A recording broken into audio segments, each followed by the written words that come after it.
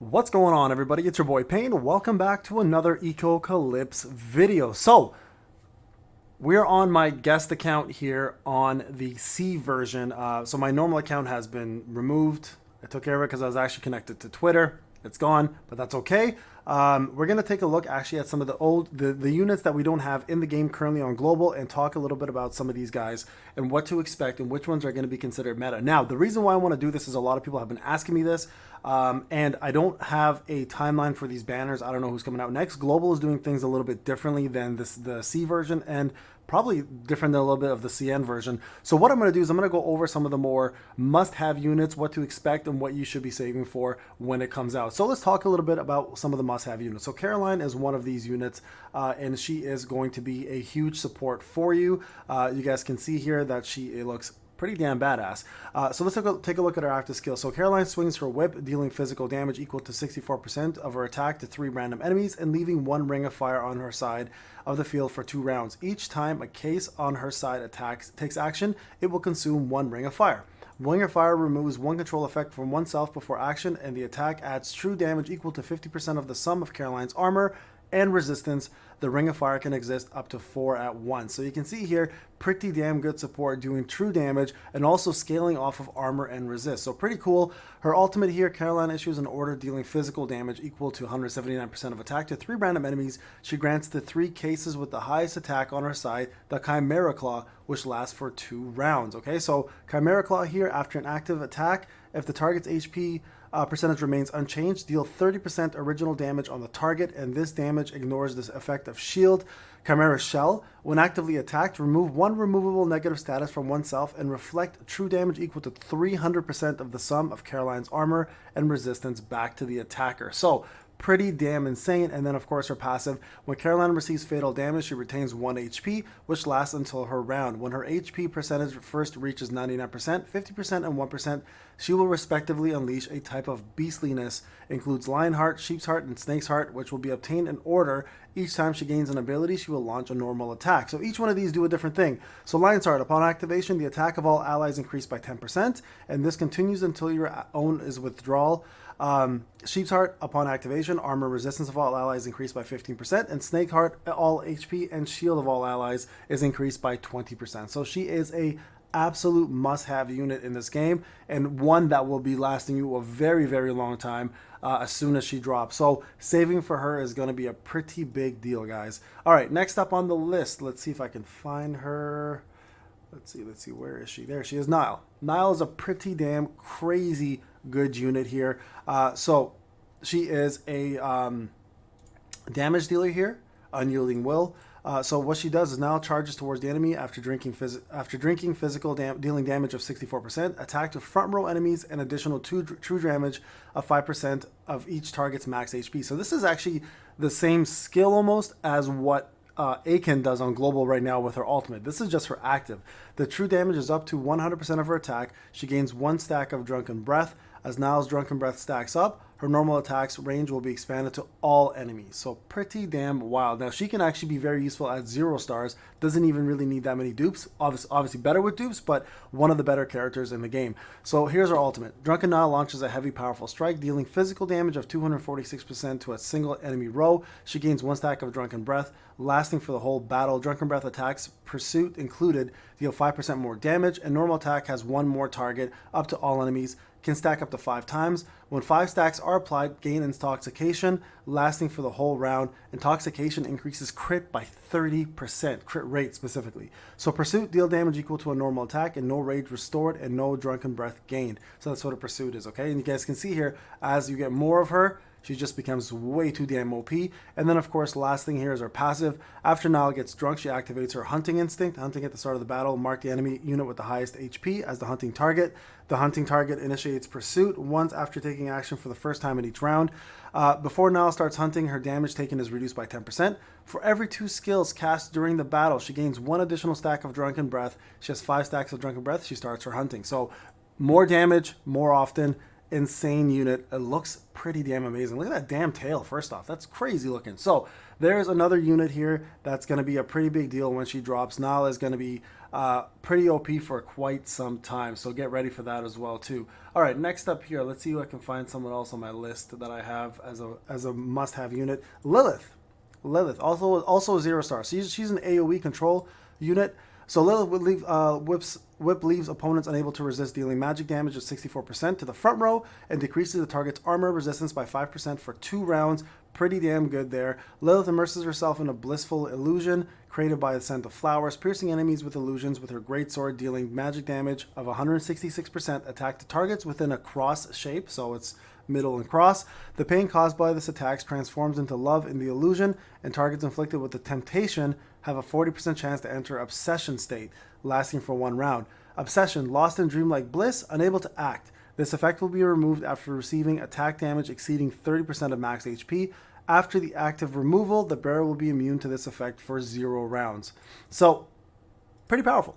Pretty powerful stuff there. And then the moment anyone sees Lilith, they will smell the roses.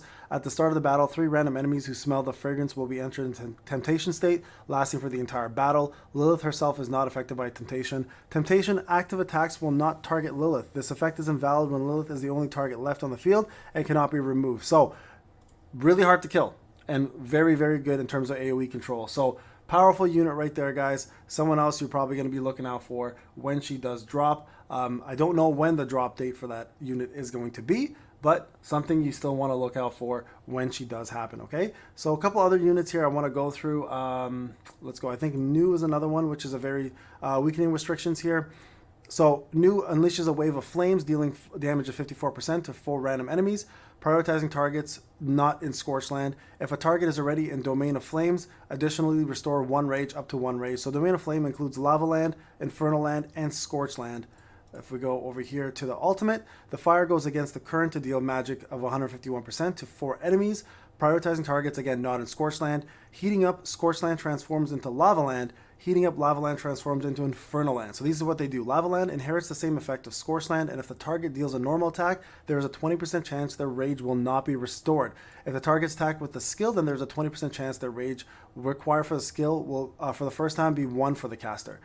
Inherit the same effect of Lava Land, except it reduces crit resistance by 15%. When the target is affected by burn, there's a 50% chance for the damage to be a critical hit. Critical hit will increase the damage by 20%. So there you guys go. Pretty damn crazy effects, especially as a burn unit.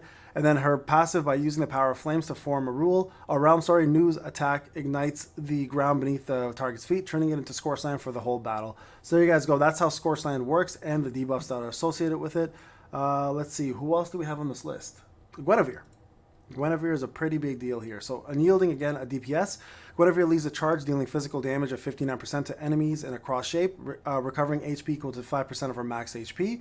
So recovery there. Guinevere calls upon her followers, dealing physical damage equal to 166% of attacks to enemies in a cross shape, and applies dragon scales to allies. To allies in another row for 2 rounds. Dragon scale HP percentage will not drop below 5%. Any excess damage is transferred to Guinevere. If Guinevere retreats, this effect becomes invalid. This becomes invalid if Guinevere... So, I guess the same thing again. Dragonheart. HP percentage will not fall below 50%. After triggering this effect, will be removed in the next action, and all HP will be restored. This can only be triggered once per battle. Okay, so you guys are aware what that is. And then passive, Guinevere just starts the battle with full rage. So, a very good unit again. Good to be, I think, with a lot of dupes, though might require a lot of dupes because of the Dragonheart buff. But still, overall, a very powerful unit to have in the game, okay? Levi. Rage recovery. So, Levi sends down the retribution of Augustus, dealing 88% magic damage to a single row of enemies. There is a 20% chance to restore rage for herself. Her super, though, the Heavenly Judgment Befall the World, deals 112 magic damage to all enemies. There's a 50% chance to restore 2 rage for another allied row. So very similar to Audrey. I think Audrey's still a little better personally than her in terms of that, but this girl does more damage. Levi unleashes a blaze of light. At the start of the battle, Levi gains 2 rage. So I think Audrey's still a little bit better than her. She looks incredible though, but still a very good unit to have if you don't have Audrey and you want to use someone like her anyways, right? So there's another there, right? Let's see what else we have here. You see a lot of these units we do currently have. I'm just seeing if there's one that I'm missing that I want to talk about real quick. Mori is going to be expected to be very soon. She is a DPS, so just so you guys are aware, Mori throws her lance. Spinning lance deals 100% physical damage to back row enemies. Mori moves to the enemies and deals 324% physical damage to a single back row enemy. There's a 40% chance for her to recover 2 rage. Additional 10% attack applies to the skill. And then Mori's attacks are intimidating, that our enemies can't even hold their weapons. Steals 5% of the target's attack, up to 20% upon attack, lasting for the whole battle. So Mori's someone I think we're going to expect fairly soon. Currently not out yet, but probably something that is going to drop in the near future.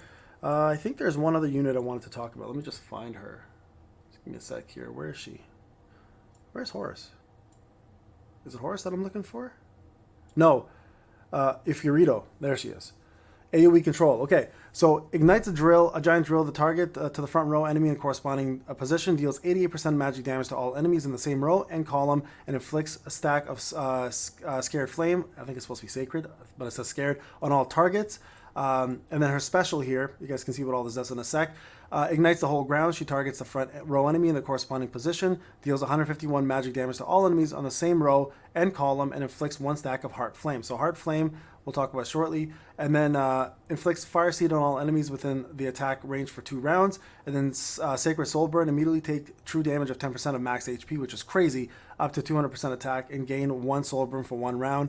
And I'll talk all about these in a second. Igniting Heartburn, igniting Heartburn, gain Heartburn for 1 round. Raging Bloodborne, gain Bloodborne for 1 round, and take true damage of 5% of max HP. So this is what it does. So Fire Seed, when the wearer is hit with critical attack, this effect turns into burn of the attacker's 15% attack for 1 round. Soul Burn can only use normal attacks with crit resistance reduced to 0. Heartburn, unable to move until the effective duration ends, and Bloodburn have a chance equal to the current HP percentage to be unable to move. So all these are very mistranslated, obviously in English, because this is a C version, but overall, very powerful unit. When a unit is afflicted with any flame 2 times, a new type of flame will be created. Sacred Soul Burn equals Sacred Flame plus Sacred Flame. So you can see how complicated this whole thing gets, right? The passive is pretty nuts, though. I've seen it in action. I wish I had my other account, but I don't actually have it in here anymore because it was deleted because it was connected to Twitter. Anyways, so there's a few units to expect. You guys can see there's a lot coming down. I think Curry might be... Is Curry's another big one? I'm trying to remember if she is or not. No, she's okay, actually. I'm trying to see if there's anybody else on my list. I made a list of units that I think are worthwhile looking at. I think Note's also another really good one. Yeah, Freeze Control. She's very similar to Nile in this regard. So Note swings the chainsaw, dealing magic damage 59% to all enemies within a cross range. She then starts the chainsaw. When Note is in the front row, apply 1 layer of freeze to both her row and all enemies, lasting for the entire battle. When Note is in the back row, apply 1 layer of freeze to all allies and the enemy front row, lasting for the entire battle. So really good control unit, and has a lot going on here. So her ultimate here, Note swings the activated chainsaw to shatter the iceberg form by low temperatures, dealing magic damage of 166%, attack enemies with a cross range. When Note is in the front row, apply 1 layer of freeze to both her row and all enemies, lasting for the entire battle. And again, the same thing applies here, right? And you guys can see what Awaken, Freeze, and Frostbite does here. We'll talk more about those later. And then her passive, Note weapon significantly lowers the temperature of the battlefield. At the start of each round, apply 1 stack of freeze to the ally front row, lasting the whole battle. I've actually never used Note. I know that she's a good unit. A lot of people have told me that. I think the allied might say enemy. I think it's supposed to say enemy. I'm surprised if it says just us. But she's supposed to be easily the best control unit in the game when she does come out. So there you guys have it. Just a couple different units to expect. I just wanted to go through this. You guys can jump on the C server anytime. If you can download it from QApp and just play with some of the units out there and check them out. I have played with some of these units and they're phenomenal. The problem is the descriptions in C and Global are completely different, and some of the banners are going to be different, and some of the descriptions of the skills are different. So it's hard to know how they're going to function, but these are some of the top units in the game. All right, guys, this is Payne. Hope you enjoyed the video. I'll see you guys in the next one.